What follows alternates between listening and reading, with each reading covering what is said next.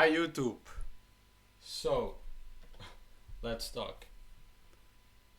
Um, this is a beginning for me. I want to do more with my passion with filmmaking, right? This is the first time in a long time I am back streaming. I'm doing this stream. It just seemed for some videos, right? Some filmmaking videos. And before we stumbled on a video that explained the perspective that you could film, right? Like the third rule, and so forth, how you film, the equipment. It was like a, a YouTube setup video, kind of. But I was thinking, like, how was it back in the day, right? Like Disney. How was Disney started without social media, right? And we stumbled on this video. The homeless teen who invented Disney with at least 40 bucks.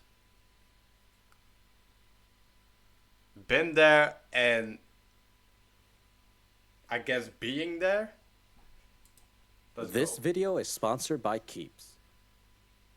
Walt Disney is an American icon. Through his characters, movies, and theme parks, he strived to bring out that hope and inner child that every person needs. And in the process... That's right. I was saying, Disney is, for my opinion, the biggest film company that there is today, right? There are opinions that filmmaking or overall content is dying, right? Everything is done that niggas can think of. Everything has done, and that's kind of depressing. I don't believe it. But Disney is like, even for me, like, right? I'm in my 20s. It's nostalgic. For my little sister, it's like magic, right? She watched the Frozen movie like 7 times over and over.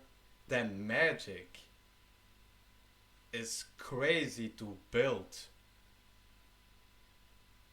with people that you never have met, right?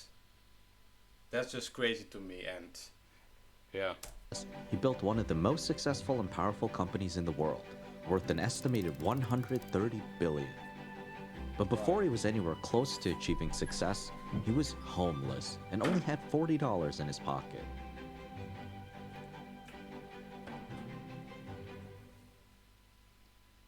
Before we get into the next part of the story, our team man will makes it that I know. Hey, Imagine being able to...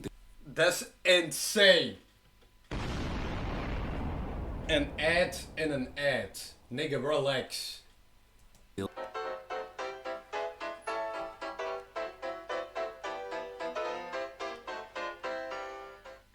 In 1901, Walt Disney was born in Chicago and raised on a farm in Marceline. His mother Flora was a teacher, and his father Elias was a farmer and businessman.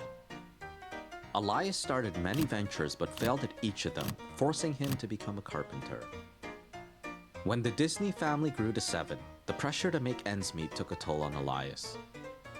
He and Flora had 4 sons, Herb, Ray, Roy, and Walt, and 1 daughter, Ruth.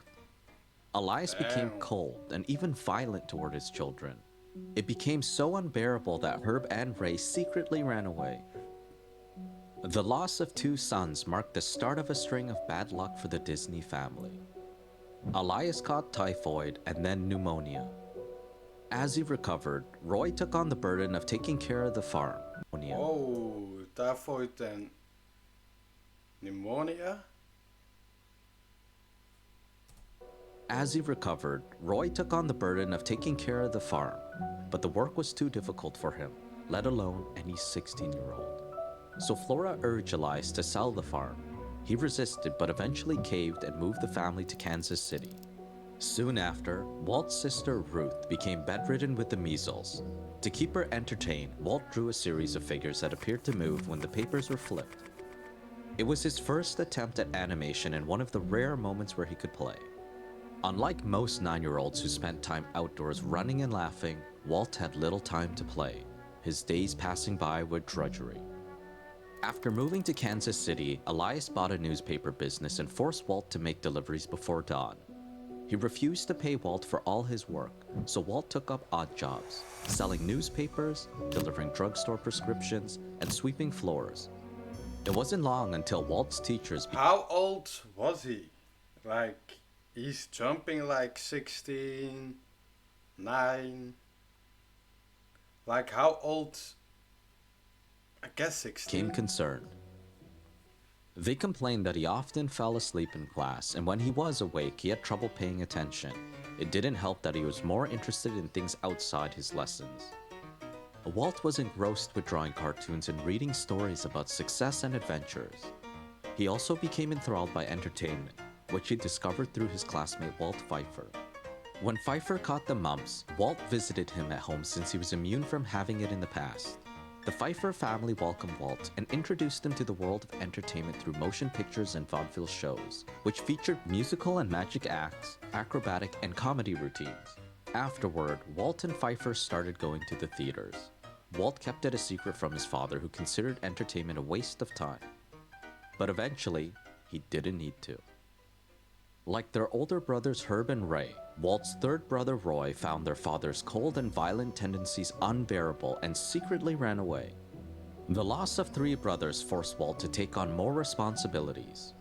While he was just 10 years old, Walt had to work more and How can he be 9 and didn't he say 16? helped to renovate the family home. Whenever Elias grew impatient with Walt, he struck him with whatever was in his hand. Once it was the handle of a hammer, and another time it was a wooden board. "How do you expect Walt to know those things? He's only a boy," Flora pleaded to no avail. From then on, Walt found himself caught in the family's string of bad luck. One cold evening, he was delivering newspapers for his father's business. As he crossed the street, he kicked a piece of ice and felt a sharp pain. A horseshoe nail pierced through his boot and jammed into his toe. "Help! I'm stuck!" Walt yelled. Not a single person on the street stopped to help him as he laid on the ground. It wasn't until much later that a driver parked his wagon to bring him to a doctor.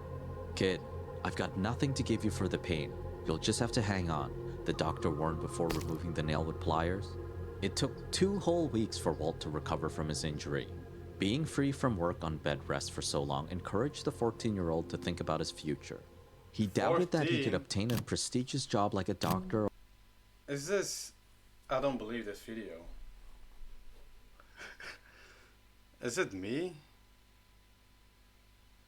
Am I with...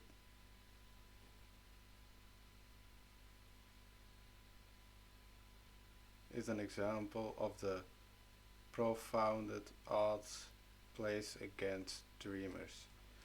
Let me see. Or a lawyer, or even attend college. No one in his family had ever been able to afford the luxury.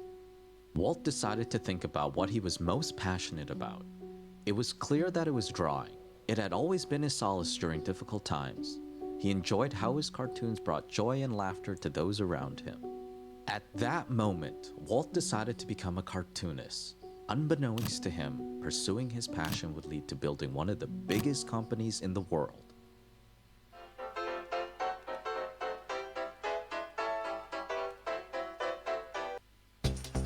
Our bigger mission is to hydrate 1 billion people to thrive every day. 1 billion! After 7 years in Kansas City, the Disney family moved back to Chicago. Elias's newspaper business had failed to grow, so he used all his savings and some of Walt's money to invest in a jelly factory. Walt was pressured into working there as a handyman and night guard to contribute to the family income. If he didn't, Elias wouldn't allow him to take art classes outside of school. Walt was paid very little at the factory, so after a while he decided to quit to earn more money as a gatesman, mail sorter, and delivery boy. When the First World War entered its 4th year, Walt quit all of his jobs since he was eager to join the effort. He also couldn't bear the idea of returning to high school, so he lied about his age to work for the Red Cross as an ambulance driver. At the time, he was just 16 years old. What? During Walt's first assignment, an influenza epidemic erupted and was killing millions of people worldwide. Walt caught the virus and was ordered to head to a hospital. As he hopped into an ambulance, the driver advised him to return home instead.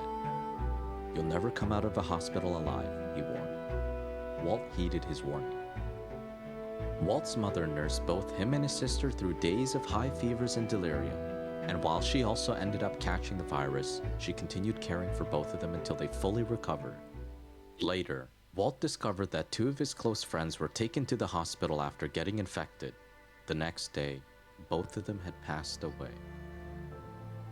Despite the realization that he had escaped from... That's crazy. And with now what's going on with hantavirus, that's such a crazy shit to happen to you. When you catch a virus, it doesn't kill you, but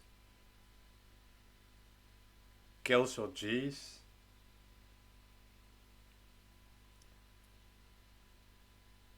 Doesn't seem real.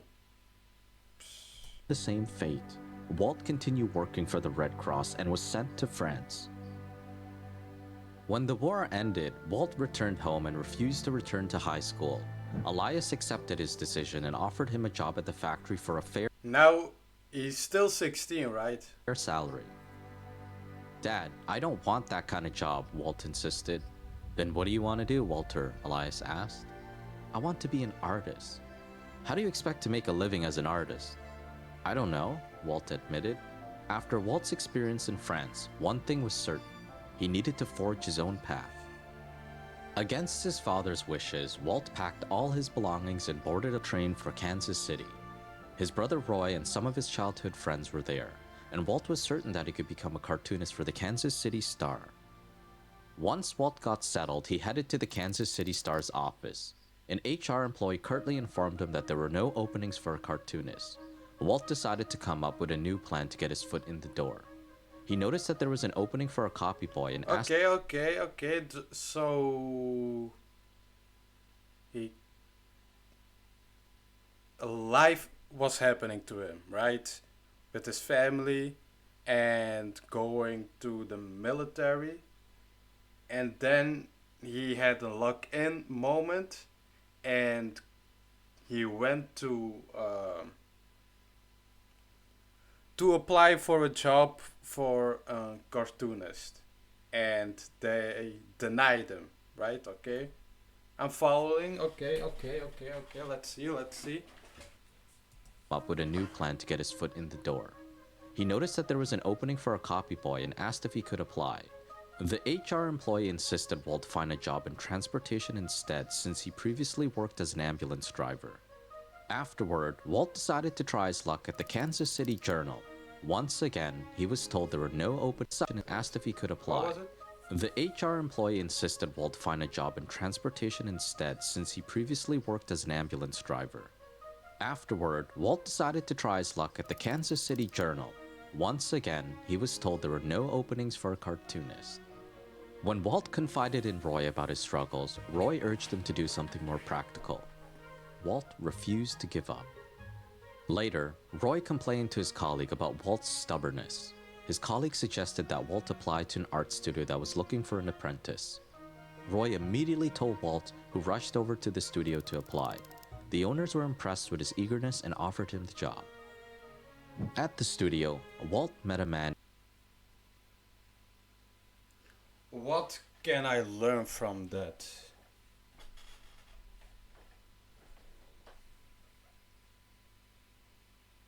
You need to present yourself.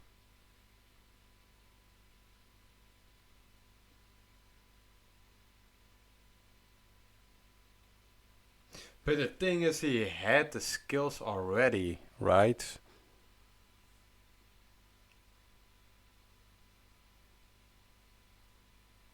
Okay, let's see. named Oob Iworks. Like Walt, Oob was a high school dropout and hopped from one odd job to another. The two artists became friends and discovered their skills complemented each other. Walt was a visionary and Oob was fast and flexible. When both of them were laid off after the holidays, they remained optimistic and decided to start a business together. It was called Disney Iworks.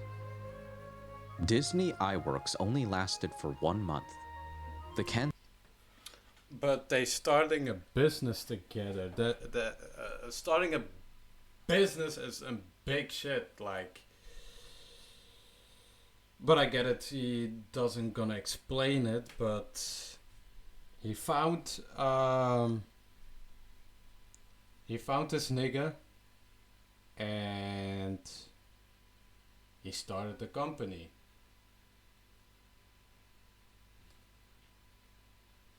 I don't know. I don't know because it's risky, right? Hmm. Okay. Kansas City Film Ad Company was looking for an artist and offered Walt the position. Walt preferred to devote all of his time to his new business with Oob, but Oob insisted that he accept this once-in-a-lifetime opportunity. Oob was certain that he could manage the business alone during Walt's absence, but he wasn't outgoing enough to bring in sales, so the business fell apart. Afterward, Walt persuaded his boss to hire Oob. The failure of Disney Iworks turned out to be a blessing in disguise. At work, Walt was introduced to animation using cutout human and animal figures. He was curious about how it worked and befriended a cameraman to learn. Soon after, he could operate the camera on his own. Later, Walt realized animation looked more realistic when using hand-drawn figures instead of cutouts. He also noticed that the top studios in New York were making movie cartoons like the Coco the Clown series this way. He headed to a library to pick up a few books and photocopy each page to guide him as he practiced. The Kansas City Film Ad Company was so impressed with Walt's new skills. So he saw another nigga do shit and he copied.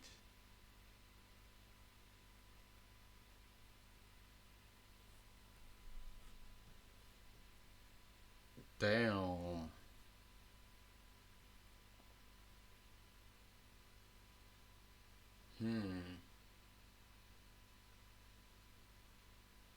I don't know because when I am thinking of ideas, I really um,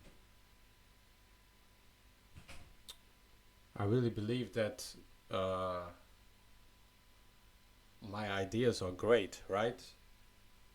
Sometimes I have bad ideas, but some ideas I think are great for me. Um, and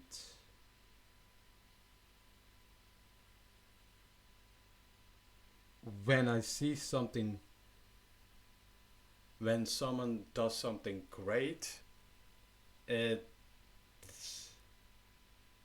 I don't in my mind it doesn't register like, oh cool, let me also do that. It's like that shit's cool.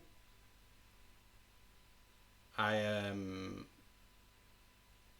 kind of jealous that you thought of that and created that. I need to step up. I need to make something unique, un- something better than that. Um, Maybe I need to rewire that thought process.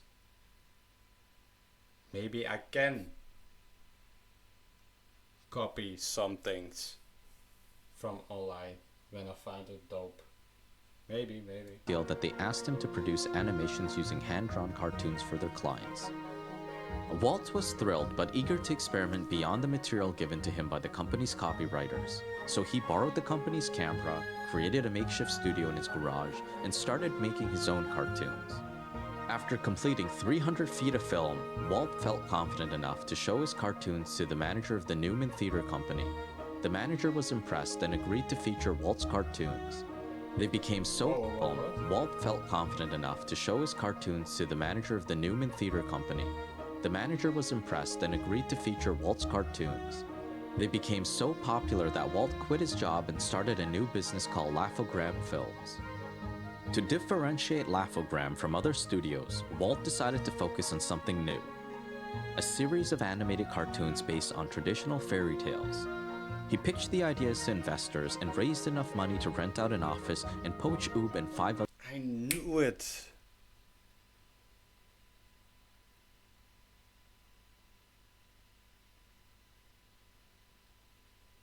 I have an idea, right?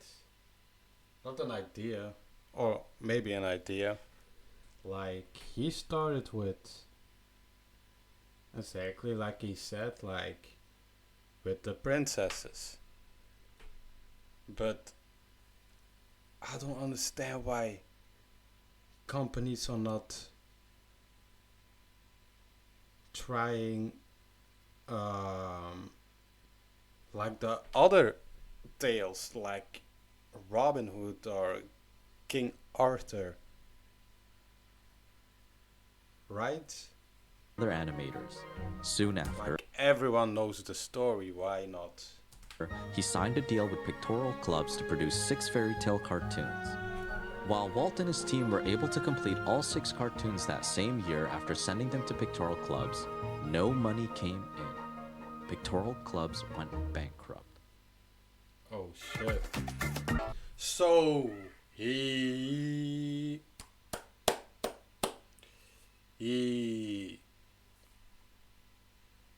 made a project, right?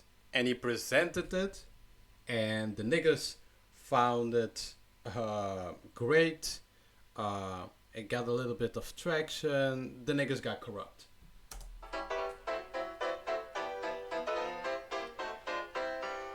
After discovering Bankrupt. that pictorial clubs was no more, Laugh-O-Gram follows suit. Walt became homeless and even shoeless. The only pair of shoes he had left was at a cobbler, and he couldn't afford the small cost to pick them up. For the first time in his life, Walt doubted his career as a cartoonist. Maybe his father and Roy were right. I wonder how old he was, but because this is mental strength, not gonna lie. Being a cartoonist wasn't going to pay the bills or keep food on the table. Walt decided it was time to give up on being a cartoonist and sold his camera. Afterward, he headed to Hollywood with just $40 in his pocket. His plan was to stay with his Uncle Robert and get into the movie business as a director. Walt's luck was no different in Hollywood. Every single studio that he applied to as a director rejected him. And when Walt begged the studios for any kind of job, they told him that there were no openings. Eventually, Walt ran out of money and had to borrow from Roy. Roy suggested that he start making cartoons again. "No, I'm too late," Walt insisted. "I don't see how I can top those New York boys now." At the time, there was no cartoonists in Hollywood, and the top studios that made movie cartoons remained in New York. Walt doubted that he could compete with them from Hollywood. Walt continued to apply for studio jobs and even tried his hand at acting. After a gig fell through, Walt's uncle Robert nagged him about being unemployed and having no prospects. Walt concluded that the only way he could get his foot in the door in the movie business was by making fairy tale cartoons again. Afterward, Walt created a makeshift studio in his Uncle Robert's garage and then pitched ideas to film distributors. One of his ideas was to produce a series of Alice's Wonderland comedies for a New York distributor named Margaret Winkler. Fortunately, Margaret agreed to work with Walt. Afterward, Walt convinced Roy and Oob to leave their jobs and start a new business with him. Alice's Wonderland was a hit and grew into a longer series. By the time I never watched Alice in Wonderland. Is it a W? I never watched it. I always confuse the two with Wizard of Oz. Like those two seem similar to me. So he made an animation for Alice in Wonderland. Is it that? Time the excitement wore off, a new opportunity had come in. Universal Pictures asked Margaret's husband, Charles Mintz, to find someone to create a series starring a rabbit. Margaret encouraged Charles to give Walt the job. Walt accepted and quickly started production. The final product was called Oswald the Lucky Rabbit. Its first short film, Trolley Troubles, was an instant success and caught the attention of the top animators in New York. Walt was certain that Charles would renew his contract to grow the Oswald series and headed to his office to discuss the terms. Before leaving, Oob warned Walt that Margaret's brother was spending an unusual amount of time in their studio with their employees. Walt brushed off his suspicions. Oh, hi! Would you like a free gift? I'm a missionary for the Church of Jesus Christ of Latter-day Saints, and this is the Book of Mormon. It teaches us more about Jesus Christ. The Book of Mormon is changed. Considering Oswald's popularity, Walt asked for a slight pay increase for each new episode. Charles suggested a different offer. It was significantly less than what he was paying Walt before and wouldn't even cover production costs. Walt was puzzled and asked for an explanation.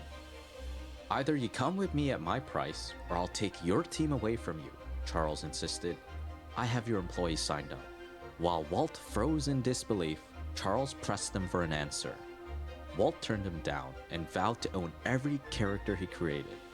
Universal Pictures had only commissioned Walt to create Oswald, and the company owned the rights. Protect yourself, Charlie, Walt advised. If my artists did it to me, they'll do it to you too. Before heading home, Walt sent a letter to Roy. Keep your chin up.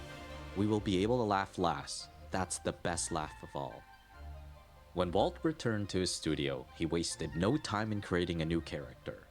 He started sketching different animals and landed on the idea of a mouse.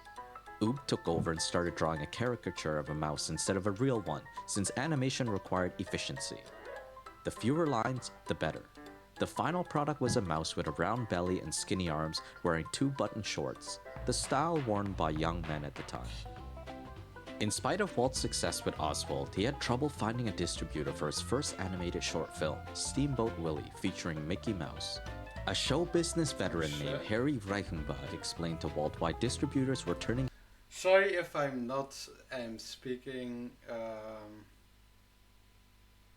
I'm sitting here in silence, but I'm really just absorbing just information that I can use in my day-to-day life, right? And learn from his path. Him down. Those guys don't know what's good until the public tells them.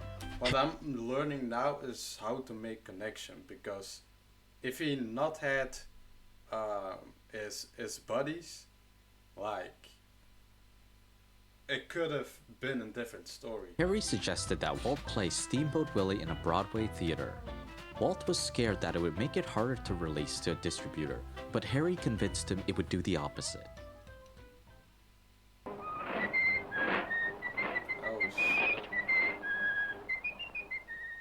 Several months later, Steamboat Willie was released at the Colony Theater. It made history as the first animated cartoon with sound and received rave reviews from the New York Times and Variety. And just like Harry predicted, several distributors made offers to release the film, but every single one of them were insisting on owning the rights to Mickey Mouse. Walt shared his frustrations with Pat Powers, one of the founders of Universal Pictures and the owner of the sound system used for Steamboat Willie. Pat sympathized with Walt and offered to release his film under his company, as long as he continued to use his sound system. Walt quickly agreed to Pat's offer. It was much fairer than what other distributors were offering, and Pat was willing to advance the money Walt needed to make more cartoons. But like most stories made in Hollywood, it was too good to be true.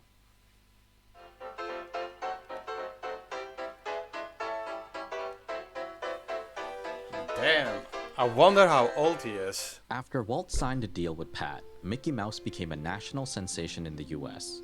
Mickey's a nice fellow who never does any harm, who gets in scrapes through no fault of his own but always manages to come up grinning, Walt explained when asked about Mickey's popularity. Walt was certain that he'd receive plenty of checks from Pat, but not a single one came in. Pat decided to keep all of the profit he made off Mickey Mouse and owed Walt hundreds of thousands of dollars. Still, Walt decided not to pursue legal action because of Pat's influence in Hollywood and end his contract instead. Pat was bitter that he lost Walt's business and threatened to take down any company that signed a deal with him. MGM gave in to Pat's threats and ended talks of a potential deal. Meanwhile, Columbia Pictures was not as timid and set up a legal fund to combat his threats. With Columbia Pictures' backing, Walt pushed himself and his animators to produce higher quality animations, even if it meant slipping further into debt. Eventually, the stress took a toll on Walt and led to a nervous breakdown. After seeing a doctor, Walt decided to take a vacation with his wife Lily and headed to France. When Walt returned to his studio, he discovered it was becoming more difficult to meet payroll, so he decided to ask Columbia Pictures for an advance for each cartoon produced, but their answer was no. Walt shared his frustrations with Saul Lesser, a veteran producer, who mentioned them to his friend, Joseph Schenck, the president of United Artists. Joseph sympathized with Walt and reached out to him to become his new distributor. Walt was thrilled since United Artists was co-founded by his biggest idol, Charlie Chaplin. It encouraged Walt to finally take his animations to the next level by adding color. Roy pleaded with him to reconsider. "We'd be crazy to take on the expense of color," Roy argued. "But the pictures will create so much excitement that we'll get longer playdates and bigger rentals," Walt insisted. "That'll bring the money back eventually." Roy and Walt's employees remained unconvinced. Still, Walt forged ahead with a new undertaking, his first feature film with color and sound. The chosen fairy tale was Snow White and the Seven Dwarfs. As Walt began production, he discovered that Snow White was being called Disney's folly behind his back. Many predicted that this crazy venture would fail like the others and even lead to bankruptcy. Walt became concerned and sought advice from Hal Horn, a publicist at United Artists. "What should I do about all this bad talk about the feature?" Walt asked. "Nothing," Hal advised. "Keep them wondering. Let them call it Disney's folly or any other damn thing, as long as they keep talking about it. That picture is gonna pay off." Damn. But I think it's not that now. I was in the zone. I was just thinking, but I think now it's harder. It's like, yeah, he put colors in and voice or sound, but how can you do it now? Right?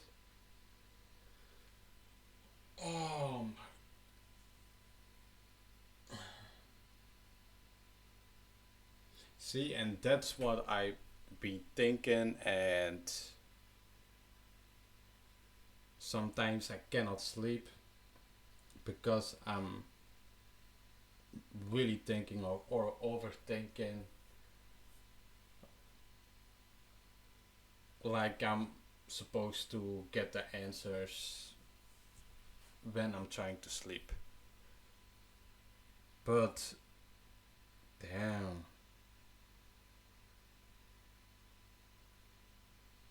to have this much trust in one project is like, I wish.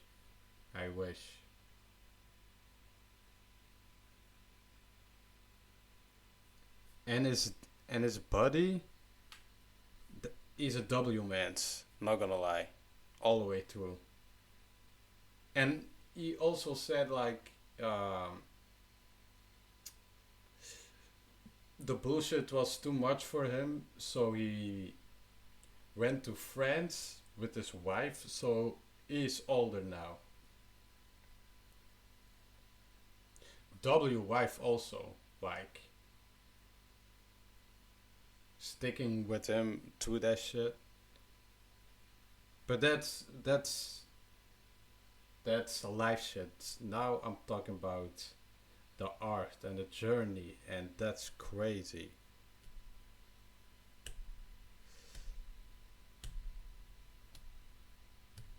I wonder if I walk this path, which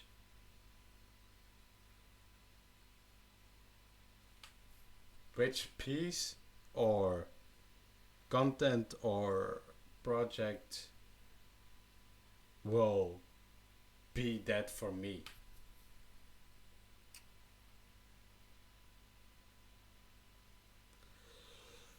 We'll see. And the more suspense you build up, the more it'll pay off. Walt heeded his advice and remained focused on making Snow White a success. 3 years later, Snow White was finally released. It made history as the first animated feature film in the world with a running time of 83 minutes. It was a critical and commercial success and became the highest grossing film of its time, bringing in more than 8 million during its first year, the equivalent of over 100 million today. Finally, Walt was able to pay off his debts. From then on, he decided to focus on producing feature films instead of shorts. Walt's newfound success allowed him to buy a new studio and a new home for his once skeptical parents. But it seemed that after every new milestone, bad luck followed. Chicos, venid. ¿Qué es eso? ¿Qué? ¿Eso es una cuenta atrás o es una bomba? No, eso es la cuenta atrás para el estado. Flora passed away from asphyxiation due to a furnace leak in the new home that Walt purchased. How old? Damn. And the Second World War led to dozens of business deals falling through. Walt blamed himself for his mother's passing and struggled to save the company. His new feature films Pinocchio and Fantasia resulted in financial losses from going over budget, driving the company on the brink of bankruptcy. Walt had no choice but to scale down his feature films and take the company public. While the IPO was a success and brought in millions of dollars, it inadvertently fueled a studio strike. After the financial losses of Pinocchio and Fantasia, Walt had to lay off staff, cut wages, and deny of Pinocchio dollars. It inadvertently fueled a studio strike. After the financial losses For every of Pinocchio and Fantasia, I monopolized the Walt had to lay off staff, cut wages, and deny bonuses. Many of his employees remained bitter and went on strike for 5 weeks. In spite of all Walt's troubles, he forged ahead with planning more feature films and his biggest undertaking yet, a new Hollywood attraction. You know, it's a shame people come to Hollywood and find there's nothing to see, Walt mentioned to a friend. They expect to see glamour and movie stars and they go away disappointed. Wouldn't it be nice if people come to Hollywood and see something? Walt's mind was set on building an amusement park. The idea came after several trips to Griffith Park merry-go-round with his daughters, Diane and Sharon. Each time his daughters rode the carousel, So,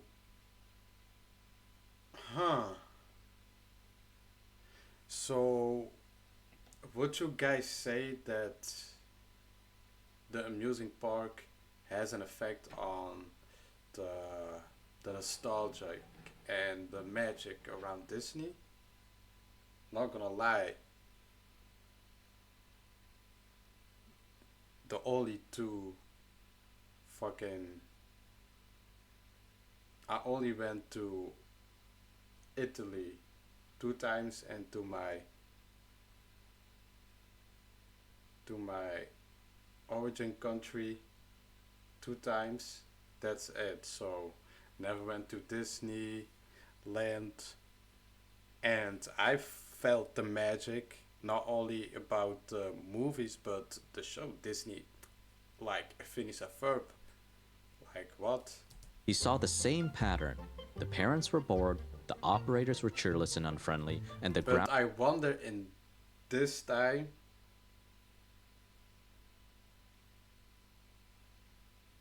did it help?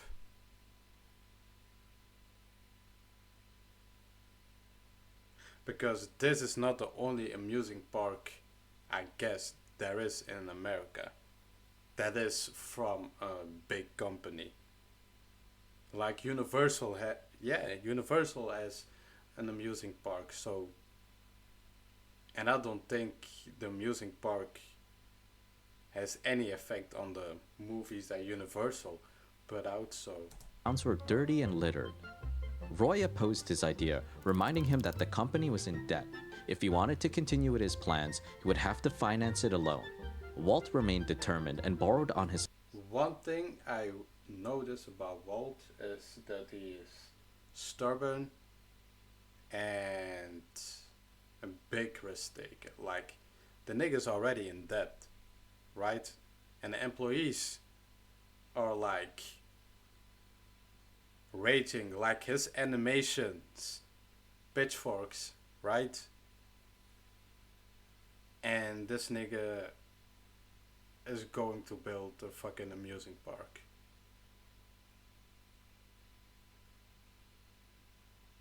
Which has a positive effect on life insurance. Over the next few years, Walt visited all kinds of attractions in America and Europe for inspiration. He finally found what he was looking for at the Tivoli Gardens in Copenhagen, a park that featured family-friendly rides, nice restaurants, beautiful gardens, and fireworks. Now, this is what an amusement park should be, Walt enthused his wife Lily. By the time Walt settled on the name Disneyland, his plans had grown beyond his initial inspiration and money was running out. So Walt decided to launch a weekly TV show to finance the park's construction. Roy finally supported the idea, but Walt needed the board's approval. When Walt pitched the idea, the board complained that the company wasn't in the amusement park business. Walt argued that it was in the entertainment business, and so were amusement parks. Still, the board couldn't envision Disneyland the way that Walt did. There's nothing like it in the entire world, Walt insisted. I know, because I've looked. That's why it can be great, because it will be unique, a new concept in entertainment, and I know it can be a success. By the end of Walt's plea, tears filled his eyes.